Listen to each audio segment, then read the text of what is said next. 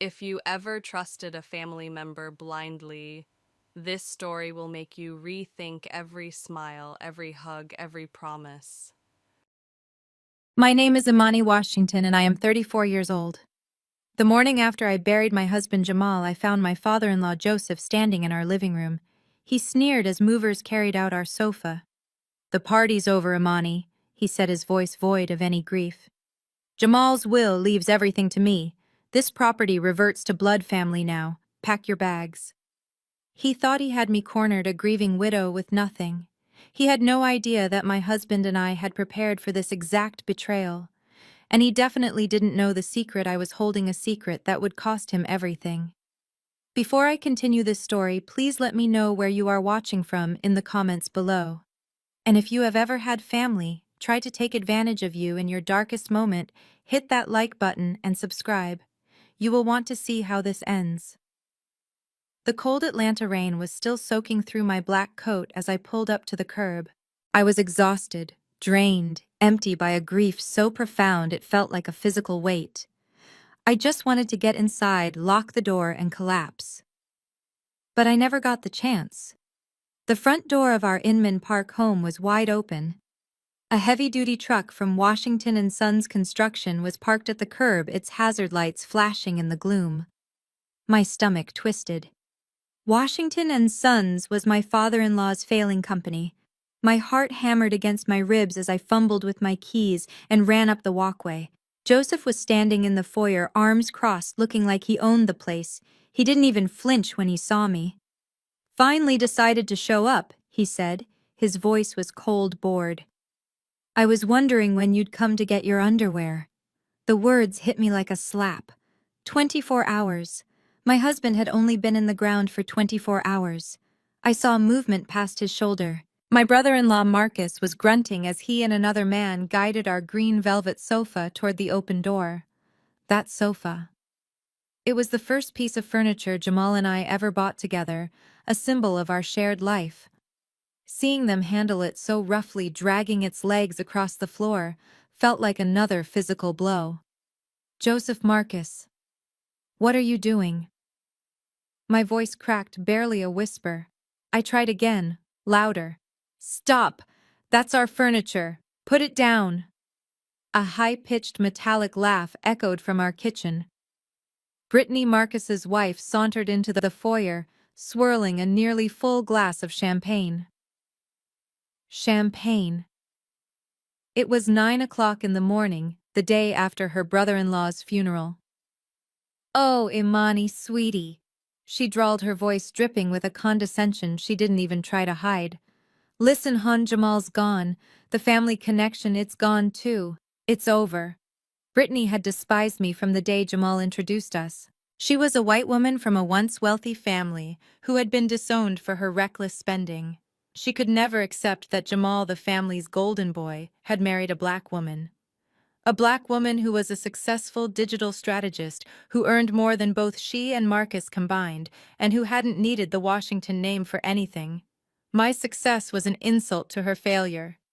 I stared at the champagne flute in her hand, then back at her cold, smiling face. The grief that had been a suffocating fog for days suddenly sharpened into a single point of pure white-hot rage. "Brittany," I said, my voice shaking, "what the hell are you doing in my house?" Joseph stepped forward, then his body physically blocking my path into my own home. The mask of the grieving father he had worn at the funeral was gone. His 62-year-old face was hard, his eyes cold and assessing. All the fake sympathy had evaporated, leaving only this raw, ugly entitlement. He jabbed a thick finger toward me, his voice a low growl that cut through the sound of the rain and Brittany's laughter. "This isn't your house," he snarled. My breath caught. "What did you say?" "It never was," he continued, his voice rising with confidence, savoring the moment. "This is a Washington property. It was bought with Washington money. And now that my son is gone, it reverts to blood family." He spat the words "blood family" like they were a verdict, a weapon he had been waiting years to use against me. He looked past me at the open door, then back at my face, his lip curling in a sneer of pure triumph. "Pack your bags. You have 1 hour." 1 hour. He was throwing me out, onto the street in the rain one day after I buried his son. My world, which had already been shattered by Jamal's sudden aneurysm, began to tilt and implode. They weren't grieving. They were vultures. They were thieves who had shown up with moving trucks instead of masks. I looked from Joseph's smug face to Brittany, who was smiling into her champagne glass, to Marcus, who just looked down a coward, as always. The profound, suffocating sadness I had been drowning in for days didn't just recede. It flash froze. It turned into something solid, cold, and sharp inside my chest. A cold, clear rage settled over me. They hadn't even waited. They hadn't even waited for his body to be cold, for the flowers on his grave to wilt. They were here, stealing the life we had built. They thought I was just a grieving widow. They thought I was weak. They thought I was stupid. And that was the biggest mistake they would ever make. As if to prove the point, Marcus came grunting back inside. He was holding a large cardboard box, one I recognized immediately. It was the box from my home office, clearly labeled diplomas and awards. My heart seized. He was carrying my entire professional life in his clumsy hands. "Watch it," Brittany snapped at him, not at me. "Don't scratch the damn doorframe with that thing." Marcus, always weak and eager to please his wife, and father, gave a nervous nod. He tried to reposition the heavy box in his arms as he stepped over the high threshold. And then, in a move that looked deliberately accidental, his foot caught. He stumbled. The box flew from his grasp, crashing hard onto the wet flagstone path right at my feet. Glass shattered. A sickening final sound. "Marcus!" I screamed. It was a raw, wounded sound that tore from my throat. I lunged forward, falling to my knees in the rain, heedless of the sharp shards. There, soaked and ruined, was my master's degree. The glass from the frame was spider-webbed across my name. "Oops," Marcus mumbled, not sounding sorry in the least. "Oh, honestly," Brittany sighed, stepping gracefully over the mess. "You can just print another one of those, can't you?" She waved a dismissive hand. "Now, Marcus, darling, be a love and get the 80K television from the media room. Daddy Joseph said we can have it for our new place." The 80K TV. Jamal had just bought it last month. We'd only watched one movie on it together before he... I couldn't finish the thought. But it wasn't the TV that broke me. It was the degree, that piece of paper. I had worked 3 separate jobs to get that degree, attending classes at night, while Jamal was just getting his fintech company off the ground. I did it to build my career, to be his partner, not his dependent. Joseph had always hated it. "All that education for a woman," he'd boom at Thanksgiving dinner, "just fills her head with nonsense instead of teaching her how to support her husband." To him, support meant being quiet, staying in the background, and never ever outshining his sons. I looked down at the ruined frame, at my name under a web of fractured glass. They weren't just taking our things, they were trying to erase me. I stood up slowly, my hands stinging from the cold and the tiny cuts. I was done crying. "Get out," I said, my voice low and dangerous, trembling with the cold and the rage. Joseph actually laughed. He thought my anger was powerless, the hysterical reaction of a grieving woman. He saw I wasn't running to pack. I wasn't breaking down into sobs. I was just angry. And he couldn't stand it. "You don't get it, do you, girl?" He spat, his patience snapping. "You have no power here."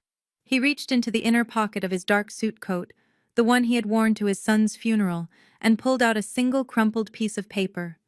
He slapped it down on the wet entry table right next to the shattered remains of my degree. "Don't make this any harder than it needs to be," he ordered, his voice booming with finality. "This is Jamal's will." I stared at the paper. It was cheap printer paper, folded and refolded as if he'd been carrying it in his pocket for days, waiting for this exact moment. "He wrote it 12 years ago," Joseph continued, his voice rising. "Long before he ever met you. It's very clear. Everything." And he spread his arms wide, encompassing my home, my life, belongs to me, his father, the sole executor. My eyes scanned the document. I didn't need to read the fine print. I just looked at the signature line at the bottom. And there it was. Jamal T. Washington. It was his signature. A younger, sloppier version of it, but it was his. My heart did a painful flip, but only for a second. Because I recognized it. I recognized it instantly. Jamal had shown it to me years ago one night when we were first getting serious organizing our finances before moving in together. We had found it in an old college file box and had laughed about it. My bachelor will, he had called it, written when I was 24 and owned nothing but a laptop and a mountain of student debt. It was real, but it was completely, utterly obsolete. I clutched the smartphone in my coat pocket, the hard edge digging into my palm. My thumb found the side button waking the screen. They had done this. They had found this old, forgotten, useless piece of paper and built their entire pathetic, greedy coup around it. They really truly thought I was that stupid. They thought that I, a woman who managed multi-million-dollar digital campaigns, wouldn't have our own affairs in order. The insult was almost as deep as the betrayal. A strange, freezing calm settled over me. The grief was still there, a heavy stone in my gut, but the rage was a shield. I lifted my eyes from the useless paper and met Joseph's triumphant gaze. My voice came out even and ice cold. Joseph, you're right about one thing. The assets should absolutely go to their rightful legal owner. His smile widened, thinking he'd won. He motioned to Marcus to keep moving. But you forgot, I said, my voice cutting through the sound of the rain. You forgot one very crucial thing. Joseph, Marcus, and Brittany just stared at me. The air crackled. The movers paused the sofa still halfway out the door. Then all at once they burst out laughing. It wasn't a small chuckle. It was a loud, ugly, barking laugh. Joseph threw his head back, his face turning red. Marcus snorted, a weak echo of his father. Brittany was the worst. She actually bent over, holding her champagne glass away so it wouldn't spill, her shoulders shaking. Oh, that's rich, she cackled, wiping a tear from her eye. You forgot something crucial. What's that, Imani, that you deserve it, she said, pitching her voice high in a cruel mimicry of a whining child. That you loved him so much. Is that your crucial detail, sweetie? That's not how law works. I just waited. I let them laugh. I let them enjoy their final moment of imagined superiority, standing there in the rain, my ruined master's degree at my feet. The coldness inside me was absolute. They were so blinded by their own greed, so convinced of my weakness, that they couldn't see the cliff they were gleefully dancing on.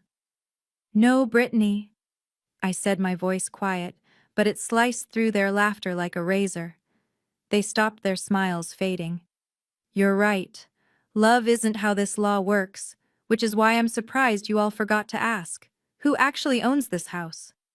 Joseph's smile twitched. What the hell are you talking about? We just told you. It's a Washington property. My son's.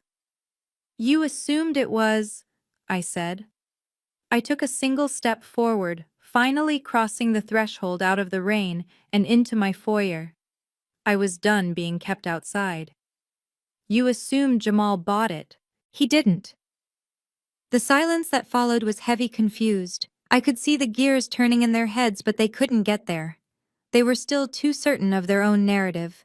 So I made it plain for them. I bought it, I said. Brittany's mouth opened, but no sound came out. Joseph just stared. I bought this house, I repeated louder this time, in 2018, with my signing bonus from my last job at the tech firm, 2 full years before Jamal and I ever got married. The silence that fell was immediate and absolute. It was so quiet, I could hear the rain dripping from the gutters. Brittany's mouth was still open, but the laughter had died on her lips. Marcus looked like a scared kid caught shoplifting. Joseph's face, which had been so smug and triumphant, began to contort. It went from confused to pale to a dangerous mottled purple. He was a man who had never been told no in his life, and he was being told no by me, the woman he considered nothing more than an accessory. He sputtered. You're lying. That's impossible. He, he told me he bought this place. He told you he was moving into this place. I corrected him, my voice like steel. He moved in with me. I didn't wait for him to argue. I pulled my phone from my coat pocket. My hands were perfectly steady. I bypassed the lock screen, opened my secure file drive, the one Jamal and I had set up precisely for this kind of scenario, and tapped on the folder labeled House. The PDF of the fully executed deed of title opened instantly. I held the screen up to his face. He flinched as if the light from the phone was burning him. "Read it," I commanded. He lunged and snatched the phone from my hand. "What is this? This is fraud. You faked this. You tricked him into signing it after you were married." He roared, his voice echoing in the foyer. I didn't even flinch.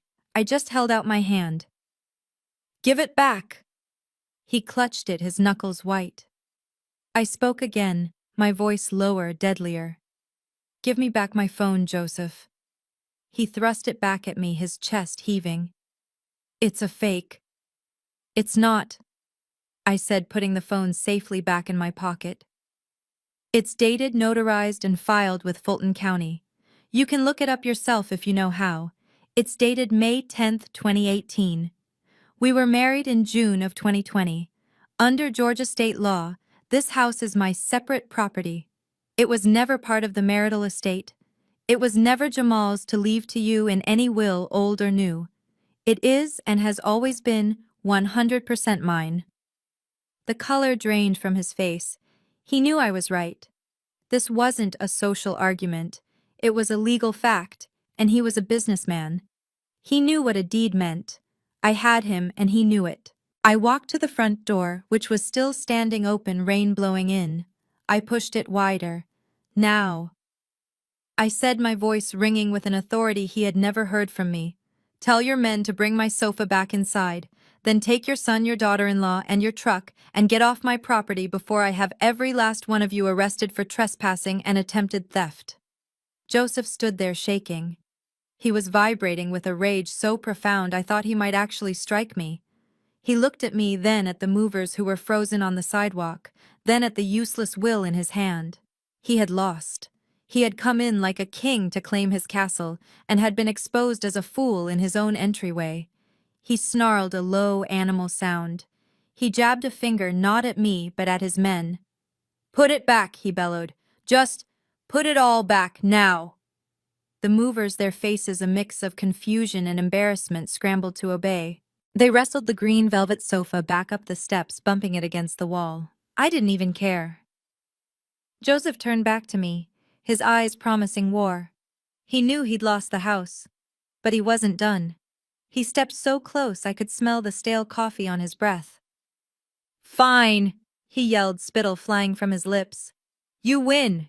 You keep this empty shell, you keep the bricks and the wood, but all of Jamal's money, his bank accounts, his shares in that little tech company, they all belong to me. It says so right here." He violently shook the crumpled will. "You won't get a single dime. You hear me? Not one. You'll be begging me for scraps within a month. You'll lose this house soon enough when you can't pay the taxes without my son's money." He spun on his heel and stormed out into the rain. Marcus and Brittany, pale and silent for the first time, scrambled after him like two wet rats fleeing a sinking ship. I watched them pile into the construction truck, Joseph slamming the door so hard the whole vehicle shook. I slammed my front door. I locked the deadbolt. I leaned my forehead against the cold wood and finally let out the breath I'd been holding since I first saw that truck. The first battle was over. I had won. But he had just drawn the line for the next one. He thought he had the will. He thought he had all the money. He had just started a war he had no idea he was already prepared to lose. 2 days later, I was sitting in an office that felt like the exact opposite of my life. Maya Turner's office, high up in a glass tower in Midtown Atlanta, was pristine, organized, and sharp. Just like Maya. She had been my best friend since we met in college, and now, as the sharpest estate lawyer in the city, she was my lifeline. She had slid a box of tissues across her polished mahogany desk when I walked in, but I hadn't touched them. I hadn't cried. Not since I'd slammed the door on Joseph. The cold rage from 2 days ago had settled deep in my bones, a permanent freezing fire. Maya leaned forward, her face a mask of professional concern, but her eyes were angry. She knew this family. She and I had spent years preparing for this. Imani? What did he do? After they left, did they try to come back? No, I said, my voice hollow, all the fight from 2 days ago drained by this new development. He did something worse. He did exactly what he threatened to do. I looked down at my hands resting in my lap. He did it, Maya. He froze everything. How do you know? She asked, her fingers already moving toward her keyboard. I had to take a breath. I went to the funeral home this morning. Henderson's. To finalize the payment for Jamal. To pay for my husband's casket. The words felt like ash in my mouth. My card was declined. The words just hung there in the sterile, quiet air of her office. The humiliation was a fresh, stinging wound, almost worse than the confrontation at my house. The funeral director, Mr. Henderson, a kind, elderly man who had known Jamal's family for decades, had looked at me with such pity. Mrs. Washington, he'd said, his voice low and embarrassed. The joint account. It seems to be blocked. Blocked. Not insufficient funds. Blocked. I called the bank on the way here. I continued, finally meeting Maya's hardening gaze. I sat in my car in the funeral home parking lot. They wouldn't tell me anything at first. Security protocols, they said. Finally, a branch manager I recognized got on the line. He sounded terrified. He said Joseph Washington had come in yesterday afternoon. He had presented himself as the executor of Jamal's estate. He had presented a will. And he had put a freeze on everything. I was rambling, but I couldn't stop. Every joint account, every savings account, every investment portfolio that had Jamal's name on it. He's trying to starve me out, Maya. He knew I had to pay for the funeral today. He's trying to break me. He wants me to come crawling to him for money just to bury his son. This is his payback for me owning the house. Joseph had always hated my independence. When I got my last promotion, he'd actually told Jamal, "You better keep an eye on her. A woman with that much money of her own gets ideas." He wanted me dependent, and now he was manufacturing that dependency. Maya's face was grim. Her fingers flew across her keyboard, the sharp clicks echoing the hammering in my chest. "That bastard," she whispered, her eyes scanning her screen. "He's not just fast, he's demonic. He's using that old will, that piece of paper from 12 years ago." She swiveled her monitor to face me, and my blood ran even colder than it had at my front door. On the screen was the Fulton County Probate Court e-filing system. And right at the top was a new case file, Estate of Jamal T. Washington, filed by Joseph Washington petitioner. "Look at the timestamp," Maya said, her voice dripping with disgust. I looked. 9:04 a.m. Yesterday. My mind flashed back. 9:04 a.m. Yesterday. We were at the church. The organ was playing. I was sitting in the front pew staring at my husband's casket, trying to remember how to breathe. Joseph had gotten up to speak, said a few words about family legacy, and then had to sit down, overcome with grief. He had left early right after the service, saying he couldn't handle the burial. He wasn't overcome. He wasn't grieving. He was at the courthouse. He left the funeral. I whispered, the realization hitting me. He left his own son's funeral to go to the courthouse and disinherit me. "He's trying to seize control of the entire estate before you can even breathe," Maya said, her voice hard as nails. "He thinks you're just a grieving widow. He thinks you'll be too shattered to fight back. He's trying to make his lie the official legal truth before we can stop him. He is in for a very, very rude awakening." Maya stared at the screen, her knuckles white as she gripped her mouse. "That bastard," she whispered, her voice a low, dangerous hiss. "He didn't just file it. He filed it ex parte, trying to get emergency control without you even being notified. He is banking on you being too destroyed by grief to even notice this, let alone fight it. He's trying to get the court to officially name him executor based on this piece of toilet paper, before you've even had a chance to bury your husband properly." She finally looked up at me, and her eyes were not just sympathetic, they were furious. "He's trying to legally erase you, Imani." "It's the money, Maya," I said, my voice flat. "It's always been about the money for him. Jamal always knew his father only saw him in dollar signs. This wasn't new. It was just the horrifying final act of a play that had been running for years. Joseph Washington was a man obsessed with the idea of a family empire, but he was a terrible businessman. "His company," I explained. "Washington and Sons Construction. It sounds so grand, doesn't it? It's a relic. It's been failing for at least 5 years. Joseph runs it like it's 1970. He refuses to modernize, he underbids on jobs, and he treats his employees terribly. It's been bleeding money, just hemorrhaging it." Maya nodded, already pulling up the state business filings for his company. "It's worse than I thought," she murmured. "He's got tax liens from the state, multiple judgments against him from suppliers. And who do you think has been keeping that sinking ship afloat for the last 3 years?" I asked, the bitterness rising in my throat. "Jamal, my husband. Joseph didn't see his son's success in the fintech world as something to be proud of. He saw it as his own personal ATM. Every quarter it was something. A payroll emergency, a broken-down excavator, a lost contract. And Jamal, bless his good kind heart, he'd wire the money. 20,000 here, 50,000 there. He couldn't stand to see his family name dragged through the mud. The real trouble started about a year ago. I'm a digital strategist. I manage multi-million-dollar accounts. I know how to read a balance sheet. And I saw what Joseph was doing. He wasn't just borrowing, he was pulling Jamal down with him. I finally convinced Jamal. I said, "Baby, you're not saving him, you're enabling him. You're just funding his pride. You have to cut him off." And he did, I said to Maya. 6 months ago, Jamal finally told his father no. He told him the ATM was closed. He offered to pay for a forensic accountant to help him restructure the business, but Joseph exploded. I could still hear the shouting from that phone call. He'd called Jamal ungrateful, a traitor to his own blood, but he directed all his real venom at me. He told Jamal I had poisoned him against his own family. He said I was a gold-digging snake, trying to hoard all of Jamal's money for myself. He hated me, Maya. I whispered, the cold truth settling on me. He didn't just dislike me.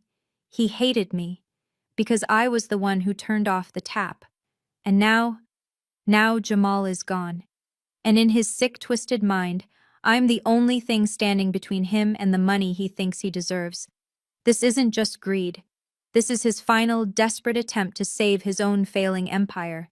And he's more than willing to destroy my life to do it. I gripped the arms of the leather chair, my knuckles white. He left his own son's funeral. I repeated the words, tasting like poison. He left Maya. He went straight from the church to the courthouse. The betrayal was so profound, so monstrous, it almost didn't feel real. But the frozen accounts were real. The humiliation at the funeral home was real. He's not just a vulture, Maya. I said, my voice dangerously quiet. He's a ghoul. He's dancing on his own son's grave for money. I finally looked up from the screen and met Maya's eyes. Jamal knew, I whispered. He knew this would happen. He told me this would happen, and I didn't want to believe him. What do you mean? Maya asked, leaning forward. About 6 months ago. I said, the memory flooding back, sharp and painful. It was the night Jamal finally told Joseph no. The night he cut him off from the money. Joseph had called screaming, demanding 50,000 for some payroll emergency. Jamal had He just said, no, Dad, not anymore. The fight was nuclear. Joseph called me every name in the book. A snake, a gold digger, a witch who had poisoned his son against his own blood. After Jamal finally hung up, he was pale and he was shaking. I could see him right there in Maya's office as clearly as if he were still alive. He had sat on the edge of our bed and put his head in his hands. Baby, he'd said, his voice muffled. If anything ever happens to me, you have to be ready. He won't grieve, Imani. He'll pounce. He'll see it as his one chance to get everything he thinks I owed him, and he will try to take every last thing from you. I told him he was being morbid, I said to Maya, a tear finally escaping and sliding down my hot cheek. I told him he was being paranoid. I said, he's your father, Jamal. He's not a monster. And Jamal. He looked up at me and his eyes were so sad. He said, no, Imani. He is a monster. You just don't want to see it. He will never ever forgive you for being the one who locked his vault. I wiped the tear away angrily. He was right. He was right about every single part of it. Maya just nodded, her expression grim. He was right. And he was smart. And so are you. She stood up, all business. That's why he came to see me the next day, and that's why we put the real plan in motion. She looked at me, her gaze intense. Joseph filed that motion. He thinks he's in control. He has no idea what's coming. Are you ready, Imani? Are you ready to use the plan you and Jamal set up? This was it. The grief was still a screaming void inside me, but the rage was a shield. The determination to honor my husband, to protect the life we had built, was a sword. I took a deep, shuddering breath and stood up. I'm ready. Let's burn him to the ground. A slow, dangerous smile spread across Maya's face. It was the smile that had terrified opposing counsel for a decade. Good, she said. She turned to the polished credenza behind her desk, entered a code on a small keypad, and a drawer slid open. She pulled out a thick, heavy, leather-bound portfolio. It looked more like a treaty than a legal document. She walked back to the desk and dropped it with a heavy final thud that echoed in the quiet room. What's that? I asked. This, Maya said, placing her hand on the cover, is the real will. The last will and testament of Jamal T. Washington, signed, notarized, and witnessed by his primary care physician 6 months ago. The one that names you and only you as the sole executor and heir of his personal estate. But, she said, holding up a finger, that's just the appetizer. This, and she tapped the thickest part of the portfolio, is the main course. The Washington Johnson Irrevocable Family Trust. Signed the same day. She looked up at me, her smile widening. Joseph went to probate court to fight over Jamal's estate. He thinks he's fighting for what Jamal owned when he died. He's a fool. He has no idea that as of 6 months ago, Jamal Washington, the individual, owned almost nothing. What do you mean? I mean, Maya said, her voice full of triumph, that we legally transferred 95% of his assets out of his personal name. The $4.5 million in fintech stock, the brokerage accounts, the cash reserves. It all got moved into the trust. A trust that you, Imani Washington, are the sole trustee and beneficiary of. A trust that the probate court can't touch. A trust that Joseph's pathetic 12-year-old will has absolutely no claim over. He's fighting for an empty bank account. He just doesn't know it yet. Maya made the call. She didn't request a meeting, she demanded one. She informed the bank's regional president that his branch manager, Mr. Peterson, was currently complicit in a fraudulent attempt to seize assets protected by an irrevocable trust, and that he was in violation of federal banking regulations. Unsurprisingly, a meeting was set up immediately. Less than an hour later, Maya and I walked into the private banking branch. This wasn't a normal bank. There were no tellers, no lines, just thick carpet, expensive art, and quiet rooms with frosted glass. We were ushered into a large, cold boardroom. The air was thick with tension. Mr. Peterson, the branch manager who had frozen my accounts, was already there, sitting at one end of a long, polished table. He was a pale, thin man in an expensive suit, and he looked terrified. He was sweating slightly despite the cold. He couldn't meet my eyes. A moment later, the door opened again, and Joseph stormed in with Brittany trailing behind him like a smug shadow. They had clearly been called by Peterson, who was now scrambling to cover his own tracks. Joseph looked furious. He had been challenged. His authority, which he had declared at my front door and at the courthouse, was being questioned. He didn't just walk in. He invaded the room, throwing his coat onto an empty chair. He pointed a thick finger at me. "You're wasting your time, Imani!" He boomed, his voice echoing in the silent room. He was performing, trying to re-establish his dominance in front of the banker. "The court has been notified. The accounts are frozen as they should be. My son's money belongs to me." He said it with such absolute arrogant certainty.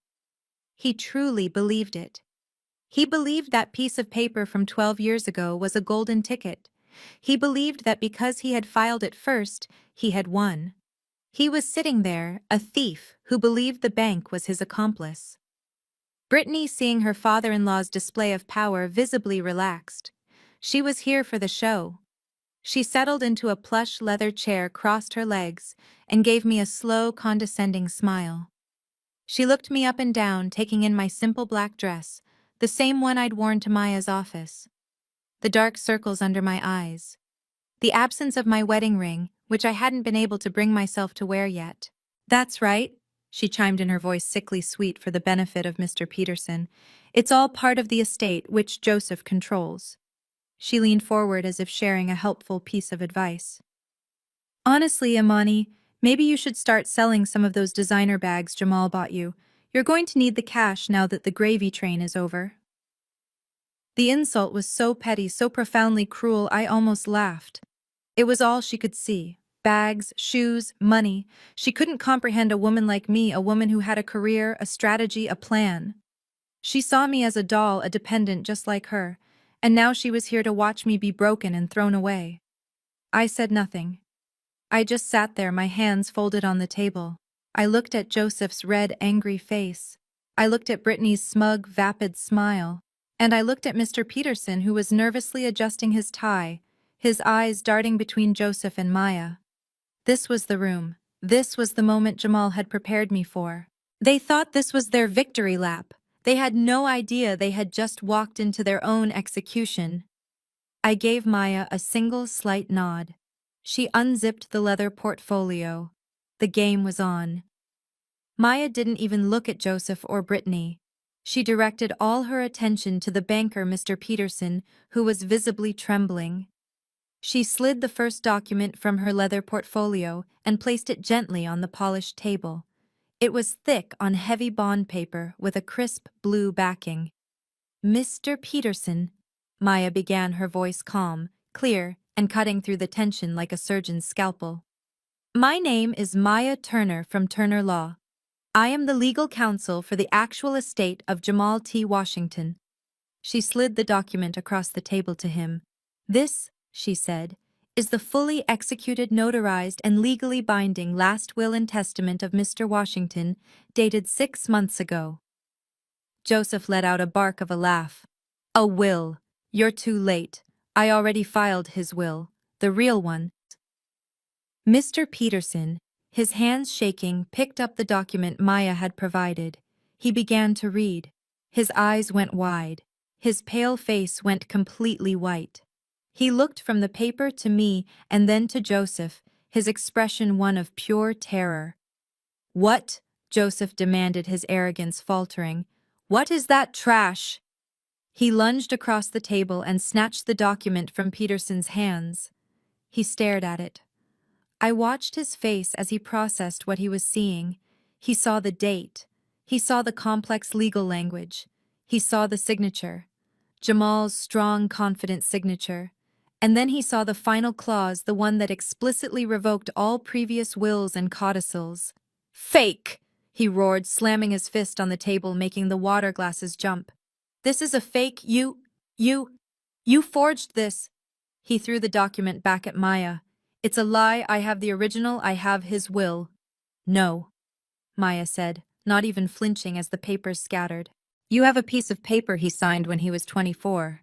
I have the will he signed 6 months ago after he found out his father was a thief. That is the controlling legal document." "She's lying, Joseph!" Brittany chimed in, her voice suddenly shrill. "It's a fake.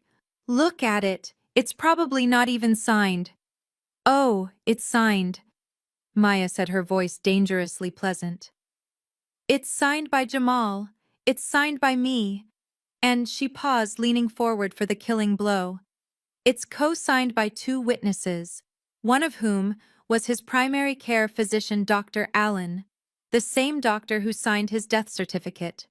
I'm sure the probate court judge will be very interested to hear his testimony about Jamal's sound state of mind when he signed this document, effectively disinheriting you. The room fell silent. The name Dr. Allen hung in the air. Joseph knew him. Dr. Allen had been the family's physician for 20 years. His word was iron. Joseph's fake argument had just dissolved. He was speechless, his face a mask of pure, unadulterated hatred. He knew he'd been beaten on the will, but he still thought he had the money. Joseph was trapped. I could see it on his face. He was a cornered animal. He looked from Maya to me and then to the banker, Mr. Peterson. He was still holding the new will, his hand shaking the paper, rattling. He knew he'd lost the battle of the wills. Dr. Allen's testimony would destroy him in court. But I could see the greedy calculations still working behind his eyes. He still thought he had the money. He probably figured, okay, so she's the executor. That just means she has to manage the estate. It's still estate money. It still has to be divided. He was still clinging to his pathetic, outdated piece of paper. Maya, seeing this look, let the silence hang for a moment longer. She let him absorb his defeat on the will, and just when he was about to open his mouth again, probably to argue about the division of assets, she cut him off at the knees. But frankly, she said, her voice almost casual, as if she were commenting on the weather, this will… And she gestured to the document in Joseph's hand. It's almost irrelevant. That got everyone's attention. Brittany, who had been silent, looked up confused. Joseph's brow furrowed. Even Mr. Peterson looked baffled. What? Joseph stammered. What are you talking about? You just proved… That's the will. Oh, it's the will, Maya agreed, nodding. It absolutely controls any personal property Mr. Washington owned at the time of his death. His car, his watch collection, the books on his nightstand. She paused, letting the words sink in. But that's not what you're here for, is it, Joseph? You're not here for his watches. You're here for the $4.5 million in fintech stock. You're here for the brokerage accounts. You're here for the cash. Which is in the estate, Brittany snapped, finding her voice. Which she now controls, but it's still family money. No, Brittany, Maya said, her voice turning to ice. It's not. She reached into her portfolio and pulled out the second, much thicker document. The leather-bound monster. She didn't slide it.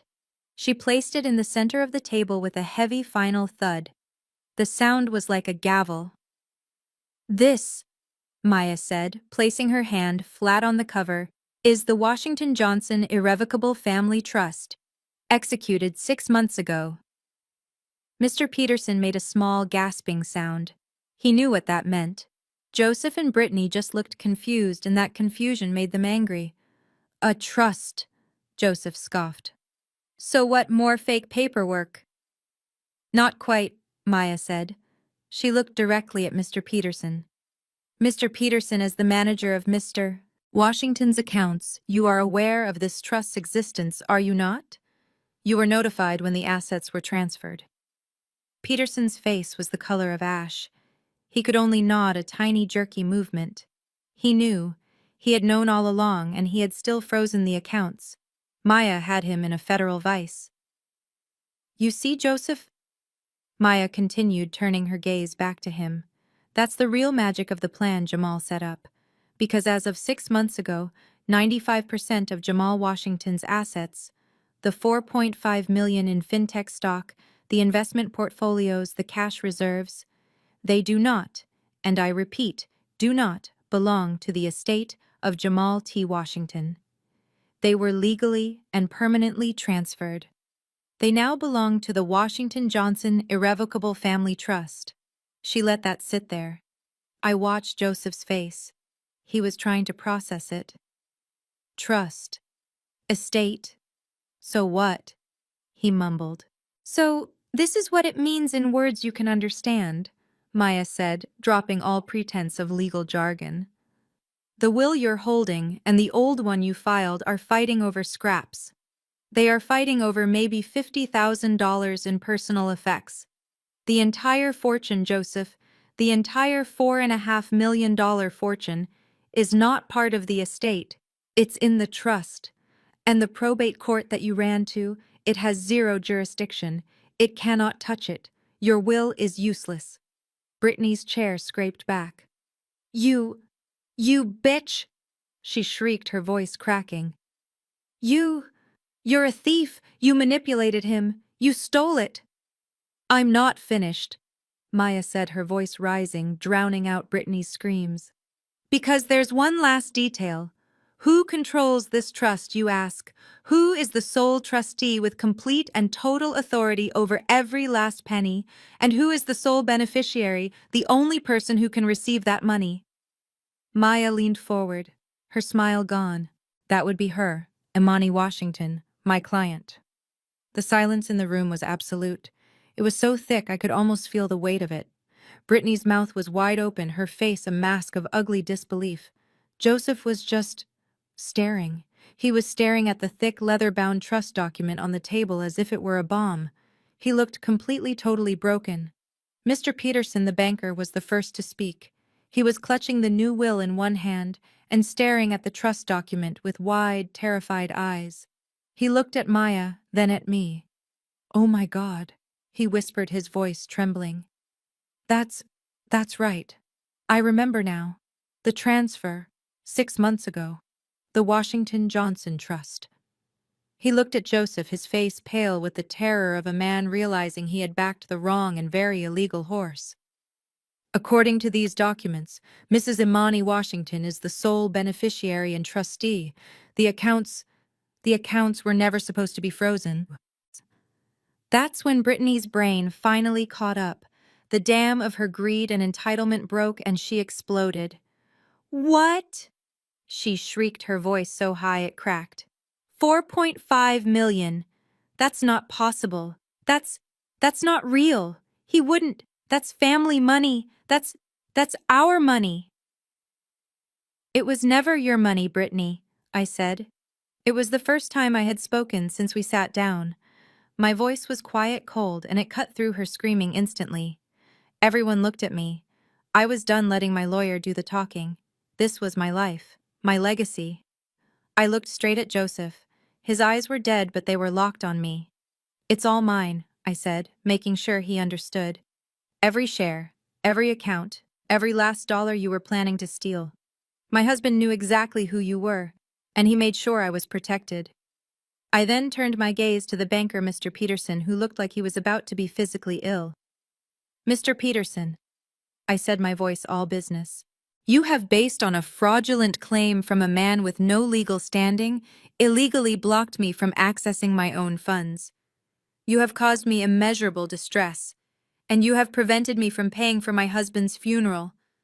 Mrs. Washington, I'm so sorry. He stammered. "Save it," I said. "Here is what is going to happen right now. You are going to unlock all of my accounts. You are going to immediately transfer $500,000 from the trust's main account to my personal checking account, so I can finally pay my respects to my husband." I paused, then continued. "And then you are going to place a permanent high-level security flag on every single account tied to my name and this trust. Joseph Washington and Brittany Washington," and I gestured to them, "are to be permanently banned from accessing or even asking about any information related to me or my finances ever again. Do you understand me?" Peterson just nodded frantically. Yes, Mrs. Washington, of course. Right away." 4.5 million? Brittany was still whispering, her mind stuck on the number, her face pale. Joseph said nothing. He just sat there, his entire body vibrating. He had lost. He had come for a kingdom and had been thrown out with not even a handful of dust. He had lost the house. He had lost the money. He had lost all control. And then with a strangled roar of pure impotent rage, he slammed both of his fists down on the polished mahogany table. The water glasses jumped. Brittany screamed, but I just watched. It was the pathetic dying tantrum of a king who had just been dethroned. They had lost the battle for the money. But as I watched him storm out of that boardroom, his face a mask of murderous fury, I knew. The war was far from over. That night I was back in my house. The sofa was back in its place, but the room felt wrong. Violated. I hadn't won. I had just survived. I paid the funeral home over the phone the five-figure sum going through without a hitch. It gave me no satisfaction. It just felt empty. After the adrenaline of the bank confrontation wore off, the grief came rushing back and heavier this time, suffocating. But now it was mixed with a cold, hard fury. Joseph had left his son's funeral to rob his widow. He had tried to make me penniless to humiliate me. He had failed, but he had still done it. I couldn't sleep. I sat in Jamal's home office, surrounded by his things, his scent. I opened my laptop, intending to review the trust documents Maya had given me copies of. I logged into the secure drive Jamal and I shared, the one we used for our most important files. As I scanned the folders, taxes, investments, wills, my eyes landed on one I had never noticed before. It was a folder Jamal must have created himself, hidden in a subdirectory. Its name was just one word: leverage. My blood ran cold. It sounded unlike him. Jamal was a good man, a kind man, not a calculating one. But the man I'd seen in the bank boardroom, the man Maya described, the man who had set up this ironclad trust to protect me, was also a strategist. He was my husband, and he knew his family. My hand trembled as I double-clicked. The folder opened. There were no photos, no letters. It was just a long list of scanned PDFs, all neatly labeled. WNS creditor notice, Bank of America. WNS overdue invoice, CEMEX. WNS final demand, Cat Financial. My stomach twisted. WNS. Washington and Sons. I started clicking them open one by one. They were all legal notices, invoices for hundreds of thousands of dollars in materials, default notices on heavy equipment leases, warnings from banks about their line of credit. And they weren't recent. The dates went back 3 years. I knew the company was in trouble. How could I not? Jamal had been complaining about it, stressed about it for as long as I could remember. "Dad's running that place into the ground, Imani," he would say, rubbing his temples. "He and Marcus. They're still trying to do business like it's 1980. They've mortgaged everything, the building, the equipment, all of it." Every quarter, like clockwork, there would be another family emergency. Joseph would call yelling about a payroll gap or a lost contract, and Jamal, with his big, generous heart, would sigh and wire the money. He couldn't stand to see his family name fail. But looking at this pile of documents, this wasn't just a struggling business. This was a company on the verge of total collapse. This was a house of cards. And Jamal hadn't just been helping them. He had been tracking their demise. But why? Why label this leverage? I scrolled faster, my heart pounding against my ribs, a sick, dawning realization clicking into place. These weren't just notices. They were satisfied notices, paid in full, one by one. The $10,000 invoice from the lumber supplier, the $100,000 lease payment for the Caterpillar bulldozer, the massive $500,000 line of credit from Bank of America. All of them paid. But they weren't paid by Washington and Sons. I looked closer at the documents. At the bottom of each one was a notice of assignment of debt. The debts hadn't just been paid, they had been purchased. They had been bought out in full by a single mysterious entity, a holding company I had never heard of. IJ Holdings LLC. IJ Holdings, IJ. My breath caught in my throat. I.J. Imani Johnson. My maiden name. My hands flew across the keyboard. I opened another folder, one I did know. Taxes. I opened the subfolder for the trust, and there it was. A single simple document. Certificate of Incorporation I, J Holdings LLC, registered in Delaware, listed as a fully owned subsidiary of the Washington Johnson Irrevocable Family Trust. He hadn't just given them money, he hadn't just been helping them. My God, Jamal, my kind, generous, thoughtful husband. He had been a secret shark. He hadn't been throwing money into the black hole of his father's company. He had been conducting a covert strategic acquisition. He had been buying their debt. Every time Joseph or Marcus came to him with a sob story about a payroll gap or an overdue invoice, Jamal had agreed to help.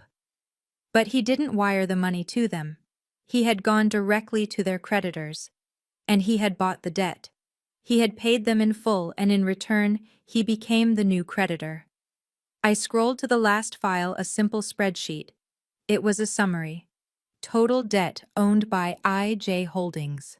The final number at the bottom of the screen made me gasp. $1,842,000. Jamal had spent over $1.8 million of our money to become the sole secured creditor of his own family's company. My heart was hammering so hard I thought it would break through my chest. The pieces clicked into place with a horrifying, brilliant clarity. Joseph and Brittany and Marcus. They hadn't just tried to steal my money at the bank. They hadn't just tried to make me penniless. They had been trying to steal money from their own single largest creditor. They had tried to rob the very entity that held the power of life and death over their entire pathetic failing empire. And they had absolutely no idea. I kept scrolling through the leverage folder, my mind reeling from the $1.8 million number. My husband had been playing a game of corporate chess that I never even knew about. At the very bottom of the file list, there was one more file. It wasn't a PDF, it was a video file, a .mp4 file. Its name was just For Imani. My hand was shaking so badly I could barely click the mouse. I double-clicked. The screen went black for a second, and then he was there, Jamal. He was in his home office, the one I was sitting in right now. He looked tired. So tired. There were deep circles under his eyes, and he hadn't shaved in a day or two. It was the look he got when his father had been bleeding him dry, when the stress of his family was weighing on him more than the stress of his own multi-million-dollar company. He wasn't smiling, he just looked at the camera at me with an expression of such profound sadness and love it felt like a physical blow. He took a deep breath. "Hey, baby." He started, his voice rough. "Imani, my love. If you're watching this, it means I'm gone. And it means they did it. They did exactly what I told you they would do." He rubbed his face, his eyes squeezing shut for a moment. "God, Imani, I'm so sorry. I am so sorry you have to go through this. I'm sorry I'm not there to protect you from them." A tear escaped his eye and he wiped it away angrily. "But I did the next best thing," he said, his voice hardening, becoming the CEO I knew. "I protected you. I built a fortress for you, and I'm giving you the cannon to defend it." He leaned in closer to the camera. "Washington and Sons Construction," he said, his voice low and firm, "is technically, legally, and completely bankrupt. Dad and Marcus, they've been running it into the ground for years, taking out loans they couldn't pay, lying to suppliers. They've ruined it. And I've been buying their debt. All of it. For 3 years. I've been buying their debt to protect our money, to make sure that when they finally imploded, they wouldn't take us with them." He took another breath, his eyes finding mine through the lens. "I.J. Holdings. That's you, baby. Your maiden name. It's all in the trust. You, through our trust, now own every single mortgage on their building, every lease on their equipment, every line of credit they have. You own all $1.8 million of their debt. You don't just own them, Imani. You are the bank. They're going to come after you with everything they have," he said, his voice urgent. "They're going to try to take our money. The money you helped me build. Do not let them. They are thieves and they are my blood, and I am so sorry. But you are my wife. You are my partner." He looked down then, one last time, straight into my soul. You own them, Imani. Don't let them bully you. Don't let them take what's yours. Do what you know is right. The video ended. The screen went black, and I just sat there in the silence of his office, tears streaming down my face. It was a message from the grave. It was his last greatest gift to me. It wasn't just money. It wasn't just a trust. It was a weapon. Joseph had come at me with a crumpled 12-year-old piece of paper. My husband had just handed me a nuclear bomb. I was no longer the victim. I was the one holding all the power, and I knew exactly what I had to do. I let them stew for a full week. I let them live in the terror of their defeat at the bank. I let them wonder what had happened to the $4.5 million they thought was theirs for the taking. I grieved. I let myself feel the crushing weight of Jamal's absence. And I planned. I spoke to Maya every single day. We set the plan in motion. The first official letters from IJ Holdings LLC were sent certified mail to the offices of Washington and Sons Construction. Then, just as Maya predicted, the call came. It was Joseph. His voice, which had boomed with arrogant rage in the bank and at my home, was gone. This new voice was thin, reedy, and laced with a terror he couldn't hide. Imani, he'd said like the word was a fishbone stuck in his throat. We need to talk. It's an emergency. A family emergency. A family emergency. The nerve of this man. Fine, I said, my voice as cold and flat as a winter lake. Your office. 1 hour. I hung up before he could reply. I walked into the Washington and Sons lobby, and the smell of failure hit me first. It was a smell of stale coffee, old files, and a deep permeating dust. This wasn't the sleek, powerful headquarters of a family empire. This was a sinking ship. The reception desk was empty, the plants were dead. It was a perfect reflection of the man who ran it. I didn't wait to be announced. I walked straight down the hall to Joseph's office, the one he always called the command center. The door was open, and they were all there waiting for me. My God, how the mighty had fallen. They looked pathetic. Joseph was sitting behind his massive, oversized desk, but he seemed small in it. He wasn't in his usual sharp suit. He was in a wrinkled button-down shirt, his tie loosened, his face gray and jowly. Marcus was pacing by the window, pale and shaky, looking like he hadn't slept in a week. But the real masterpiece was Brittany. She was huddled in a chair in the corner, a ghost of her former self. The designer clothes were gone, replaced by a pair of old leggings and a faded sweatshirt. Her perfect blonde hair was pulled back in a messy, greasy ponytail. Her makeup was smudged, her nails were chipped. All the smugness, all the condescension, all the cruel, laughing arrogance was gone. She just looked cheap and terrified. They all looked up when I walked in, their movements jerky like puppets on a string. There was no hello, there were no sneers, just the desperate, panicked energy of trapped animals. The complete, total reversal of the power dynamic was staggering. They weren't in charge, they weren't holding the cards, they were about to beg. And I was here to watch them. I stood in the doorway of the dusty office, just watching them. I didn't sit, I didn't speak. I just let the silence stretch thick and heavy, filled with the smell of their desperation. They fidgeted. Marcus kept cracking his knuckles. Brittany was picking at her cuticles. Joseph just stared at the piles of threatening red-stamped envelopes on his desk. Finally, Joseph looked up. He tried to muster the energy to stand, but he seemed to sink deeper into his chair. He attempted a smile. It was the most grotesque thing I had ever seen. It was a painful grimace, a mask of friendliness stretched so tightly over his panic, it looked like it might crack his face. Imani, he began. His voice was raspy, completely stripped of its usual booming authority. Daughter. The word hit me like a stone. Daughter. This man who had called me girl and you, and far worse, was now calling me daughter. He cleared his throat, trying again. I I know we got off on the wrong foot, he stammered, looking down at his desk at the evidence of his failure. I haven't been thinking clearly. Not at all. He looked up, attempting to make his eyes look soft and pained. I was overcome, he whispered, actually trying to sell me on his grief. You know, the grief. Losing my boy. Losing Jamal.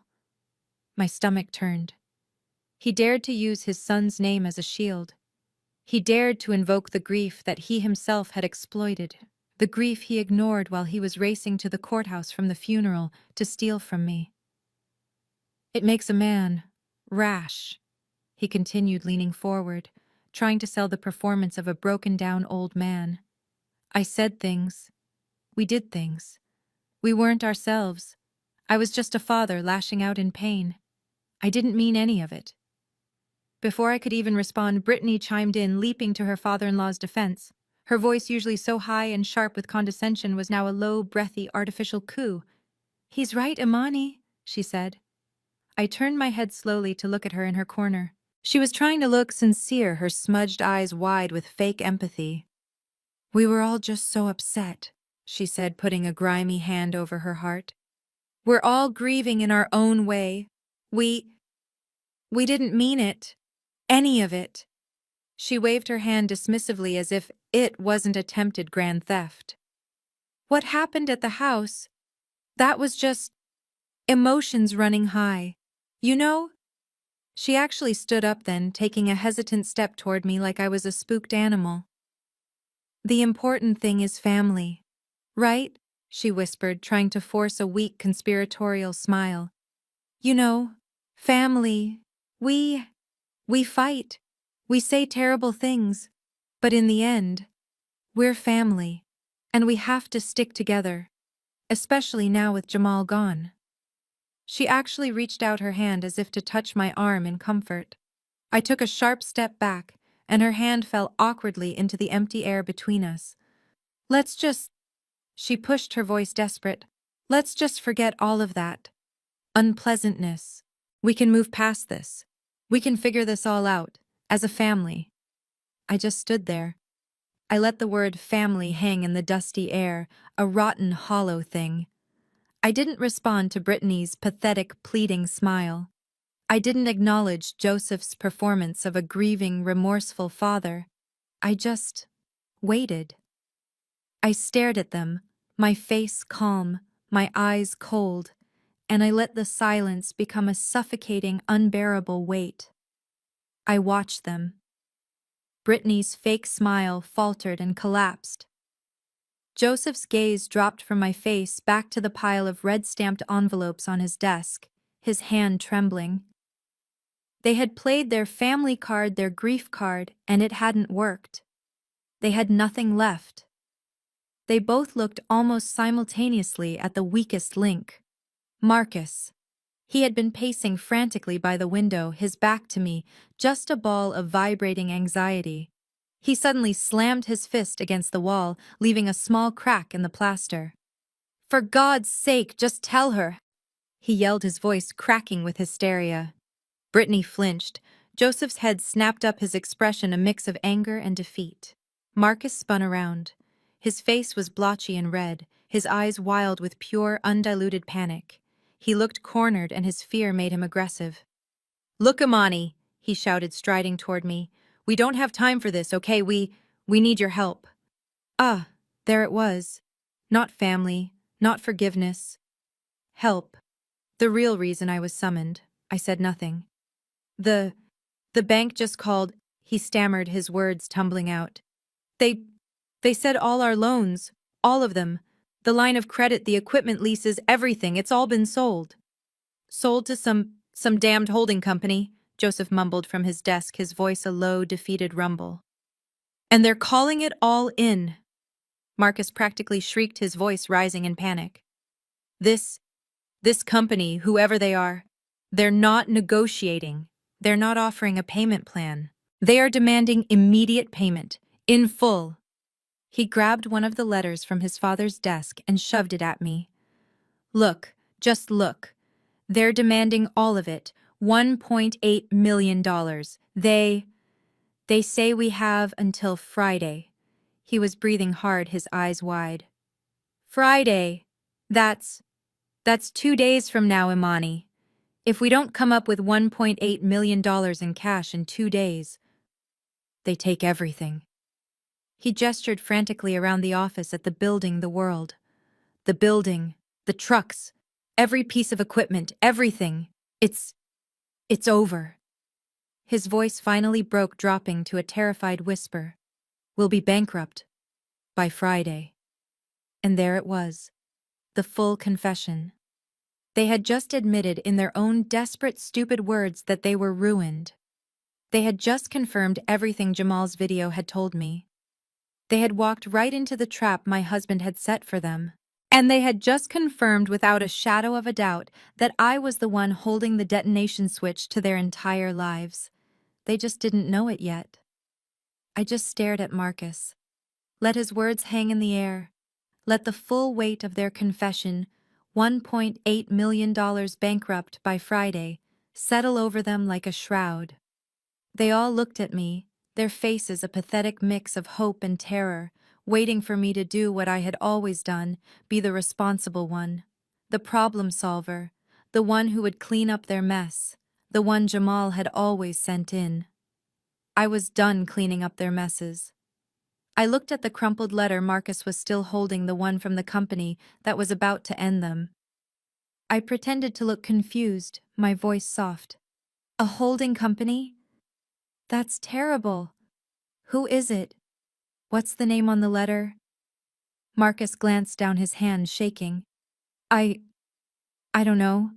Some stupid name. I.J. Holdings LLC. I nodded slowly. I let the silence stretch for 1, 2, 3 seconds. I watched the hope start to die in their eyes, replaced by confusion. I.J. Holdings, I said, my voice clear and calm. As in Imani Johnson Holdings. Nothing. Blank stares. They didn't get it. They were so blinded by their own self-absorption, so convinced of my insignificance, that my maiden name didn't even register. I had to spell it out for them. Imani Johnson, I repeated, pointing to myself. That was my name. Before I married Jamal, I.J. Holdings is me. The silence that followed was so profound, so absolute, it was louder than Marcus's screams had been. It was the sound of 3 pathetic, greedy lives imploding at the exact same moment. Marcus's mouth hung open, a little gasping "oh" escaping. Joseph's face went from gray to a waxy, translucent white, as if all the blood had instantly drained from his body. He looked like a corpse. And Brittany, she just stared. Her brain, addled by greed and arrogance, simply could not compute. I could see her trying her eyes wide, the calculations failing. And then she broke. "You bitch!" she shrieked, the sound tearing out of her throat, feral and ugly. The mask of the pleading family woman was gone, revealing the true rotten face beneath. You did this. This was you. You set us up. You thief." She lunged forward, her hands clawed as if to attack me, but Marcus, in a rare moment of sense, grabbed her arm and pulled her back. You gold digger," she screamed, spitting the word at me. "You manipulated him. You got him to sign those papers. You stole that money from him, from us. You were planning this all along. You were stealing from him while he was dying." That was it. The final line. I had been calm. I had been cold. But she dared to bring his death into it. "Gold digger," I said, my voice dropping so low she had to stop screaming to hear me. I took a step toward her, and she flinched, falling back into her chair. "A gold digger, Brittany. I am a senior digital strategist with a 6-figure salary, a salary I earned before I ever met Jamal. I owned my own house before I ever met Jamal. I had my own investments, my own retirement, my own life." I walked closer, my eyes locked on hers. "You, on the other hand, what did you bring to this family, Brittany? Besides your daddy's disowned name and a mountain of credit card debt, let's talk about gold digging." I looked at Joseph, then at Marcus.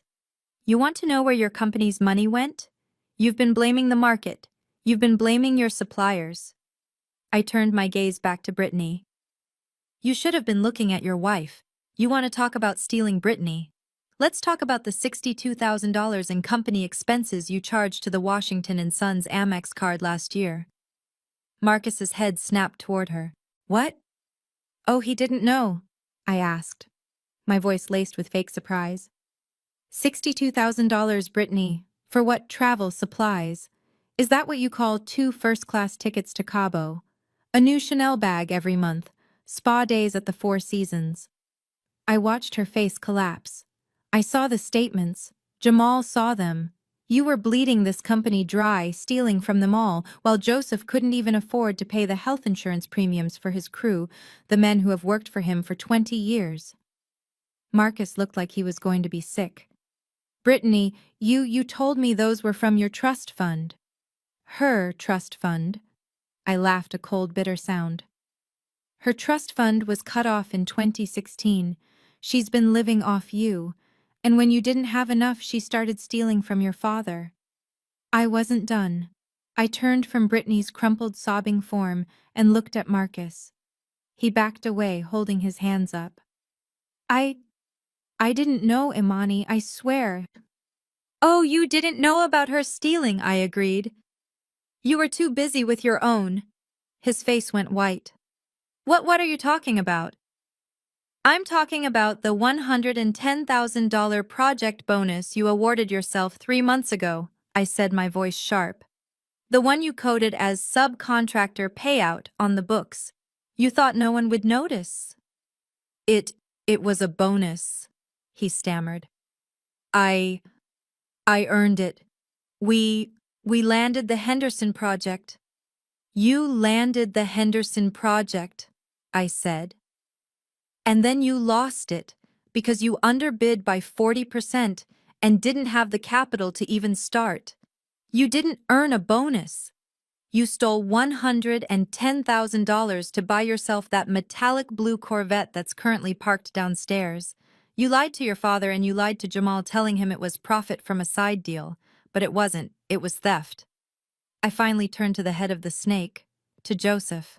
He was just sitting there, a dead man in a chair. And you? I said, my voice filled with all the contempt I had held back for years. You, the great patriarch, the king of Washington and Sons. You sat there and watched your son and your daughter-in-law pilfer your company to death because you were too proud and too stupid to read your own books. You've been screaming about die legacy and blood your whole life. I walked right up to his desk, right up to his face. You called my husband a traitor for leaving this pigsty to build something real. You called me a snake for telling him to stop letting you bleed him dry. You begged him for money month after month to save this legacy.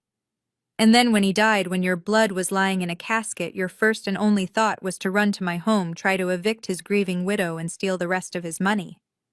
I reached into my bag. I pulled out a thick, crisp envelope. You wanted to talk about blood, family, Joseph. You wanted to talk about what reverts back. This is a notice of foreclosure. I didn't hand it to him.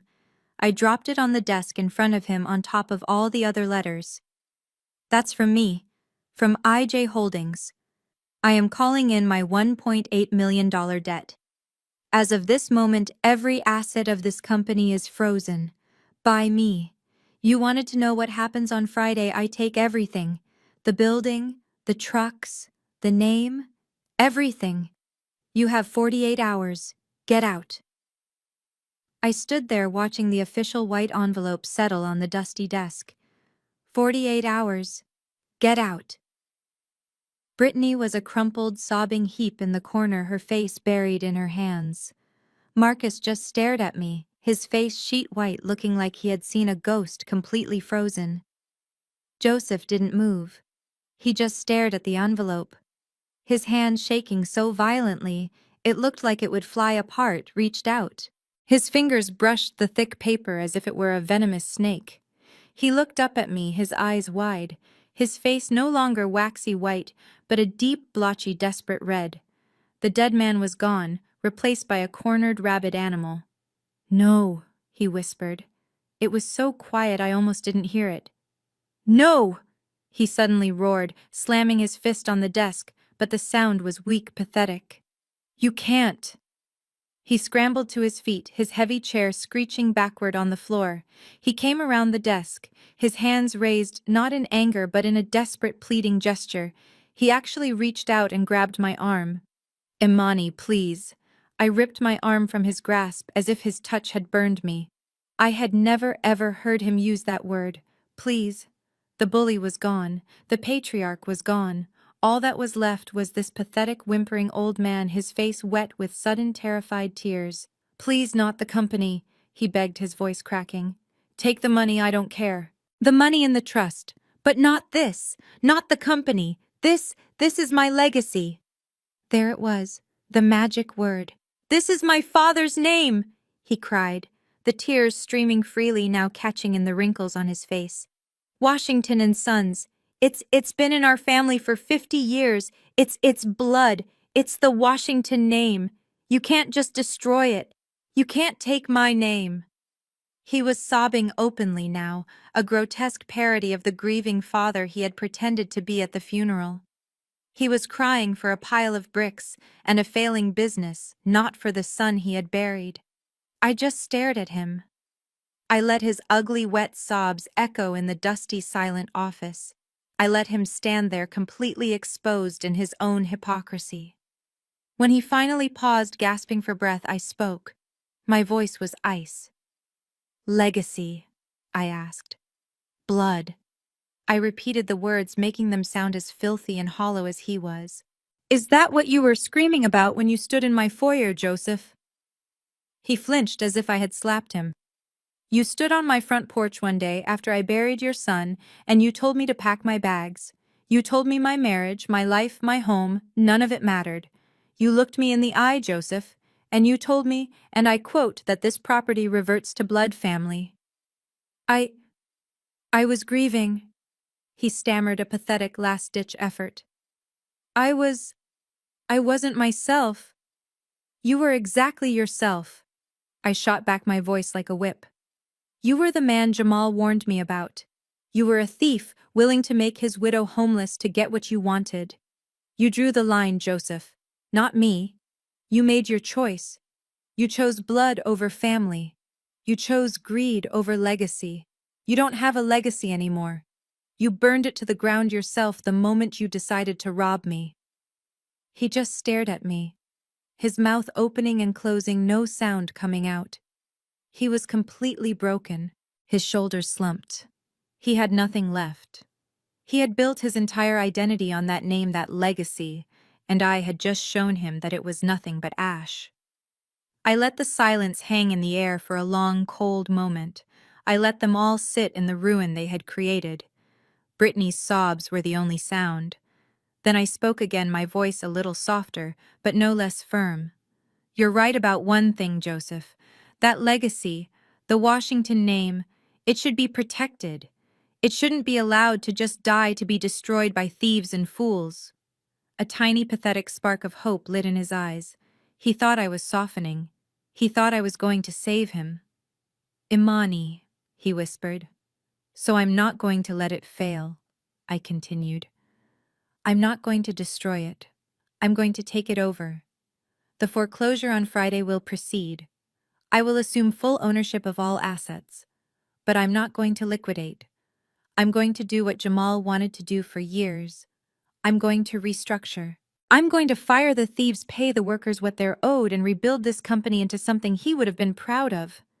You, Marcus finally spoke, his voice a hoarse croak. You're going to run it. You don't know anything about construction. I don't have to, I said, looking at him with pity. I know how to run a business. I know how to read a balance sheet. And I know how to hire competent people who aren't stealing from me. It's a novel concept, I know. I turned back to Joseph. He was just looking at me, confused, lost. You see, Joseph? I said, you're about to get your wish. The Washington legacy will be preserved. It will be passed on. Because you were right. It should stay with blood. I paused. I let that word blood hang in the air between us. And that's the other thing, Joseph. The final, crucial thing you forgot about blood. He just looked at me completely baffled. What? What are you talking about? I put my hand on my stomach. A gesture I hadn't even consciously made yet. My voice was clear strong, and it echoed in that dead silent room. You forgot that I am 10 weeks pregnant. I am carrying Jamal's son. The sound that came out of Joseph was not a word, it was a strangled dying gasp. Brittany's head snapped up, her eyes wide, her mascara-stained face a perfect mask of disbelief. Marcus just stopped. He stopped breathing. He stopped existing. He just stared at my hand on my stomach. My son, I said, my voice ringing with a power they could not touch. Your grandson Joseph, your one and only blood grandchild, the true Washington heir, the one you just tried to make homeless, the one whose mother you just tried to bankrupt and throw out on the street. All for what? For this? I gestured around the dusty, failed office. You were so obsessed with your fake, rotten legacy that you almost destroyed the real one, the living one.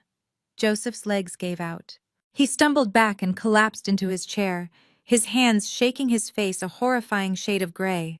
He was looking at me, but he was seeing a ghost. He was seeing the future he had just tried to murder.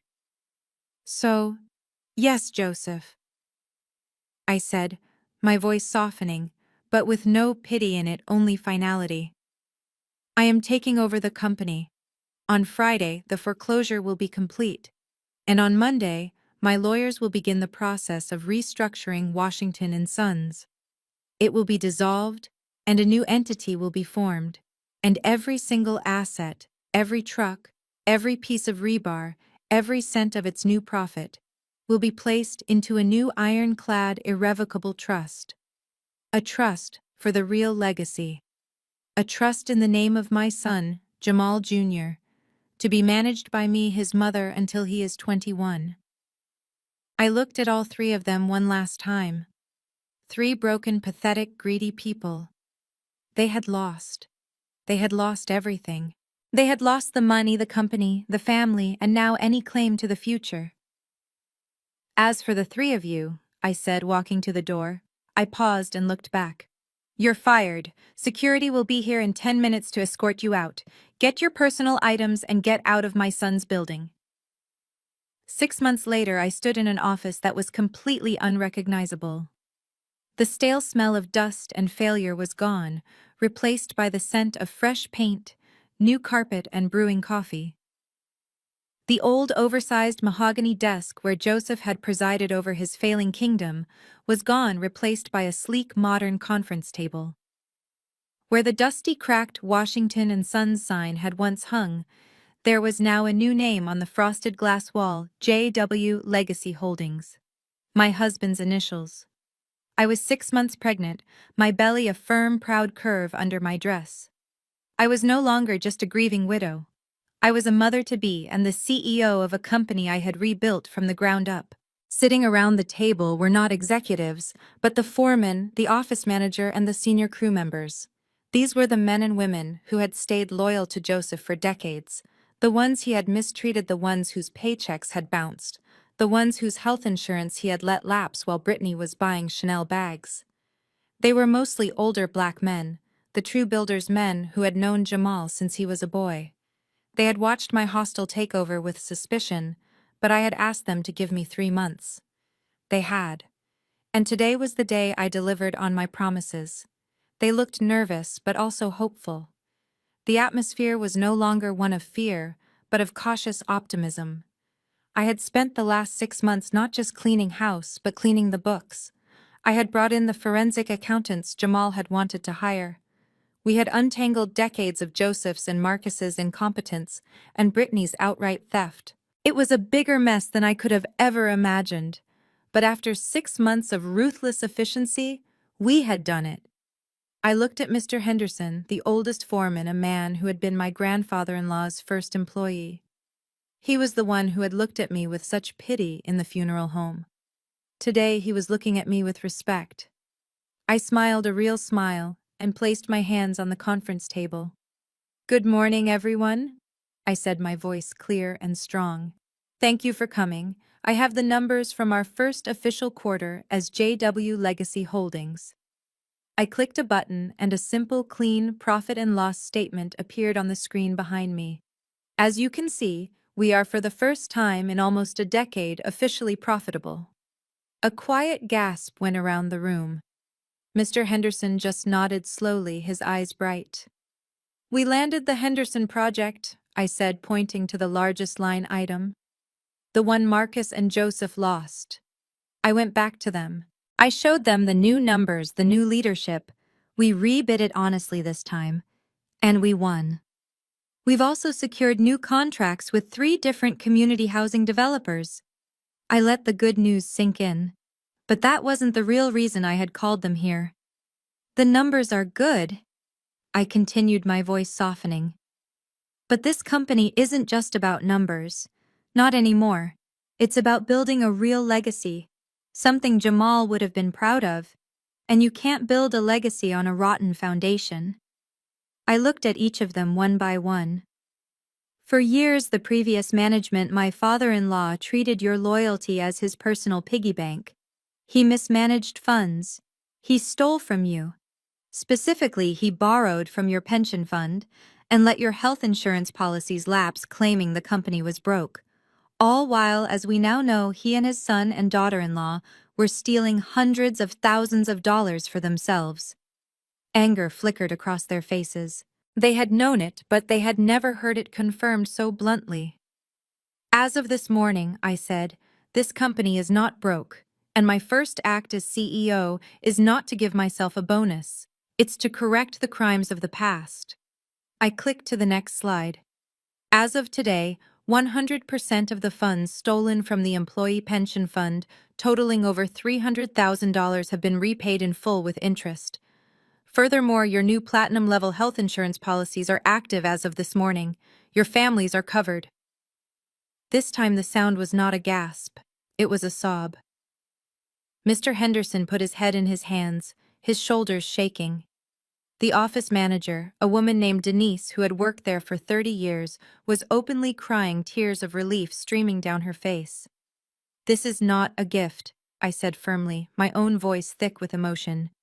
This is what you were owed. This is justice. Joseph Washington built his company on taking.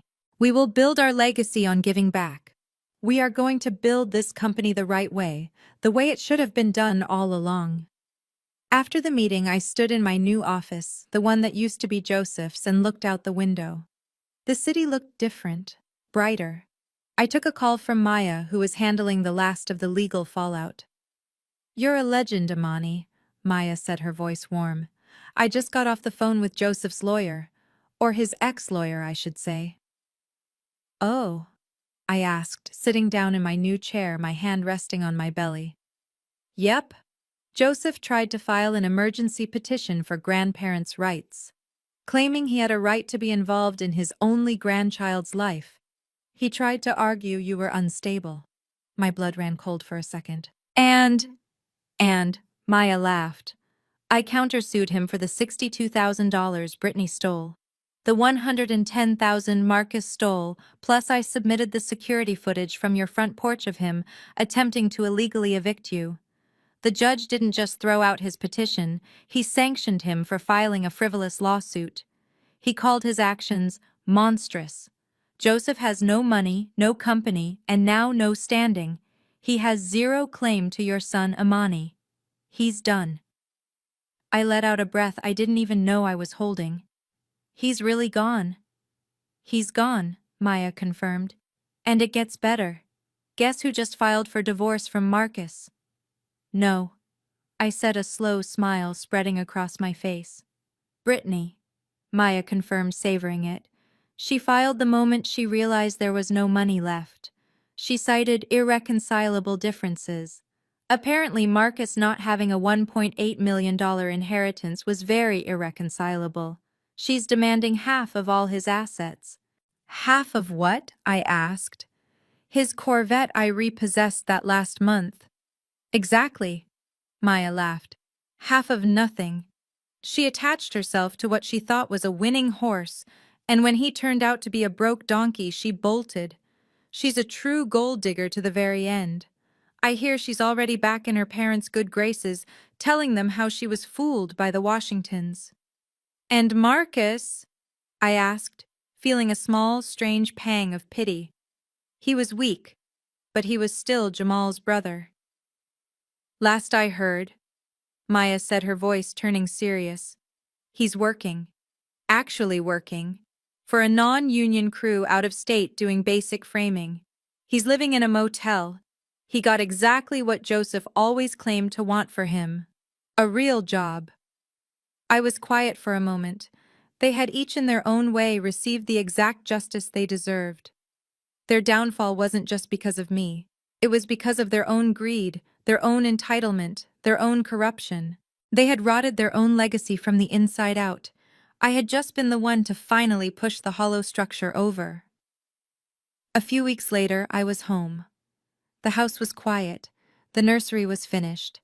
It was painted a soft, pale yellow, and the afternoon sun was streaming in, making the whole room glow. I had spent so much of the last 6 months fighting, managing, restructuring, and being angry. But in this room, there was no anger. There was just peace. I ran my hand over the smooth wood of the crib, the one I had built myself. I looked at the small rocking chair in the corner, and on the dresser a silver frame. It was my favorite picture of Jamal from our trip to the coast. He was laughing, his head thrown back, the sun on his face. I picked up the photo and smiled, my other hand resting on my stomach, where I could feel the strong, steady kick of my son. "Hey, baby," I whispered, talking to the picture, to the room, to my husband. "We did it. We're safe." I traced the outline of his smile with my finger. "They thought my grief was my weakness, Jamal. They thought my loss was their opportunity. They were so obsessed with blood they forgot what really makes a family. They forgot what makes a legacy." I could feel Jamal Jr. kick again, a strong, reassuring thump against my hand. "They forgot it isn't about what's in your veins," I whispered. "It's about love. It's about respect. It's about protection. And you, my love, you protected us. Even when you were gone, you protected us. You left me the armor. You left me the sword. You left me the strength to fight for our future." I put the picture back right where the sun could catch it. "And now, our son. Our son. He's going to grow up right. He's going to grow up knowing what a real legacy is. He's going to grow up knowing exactly how great his father truly was." I sat down in the rocking chair, my hands folded over my belly, and I turned my face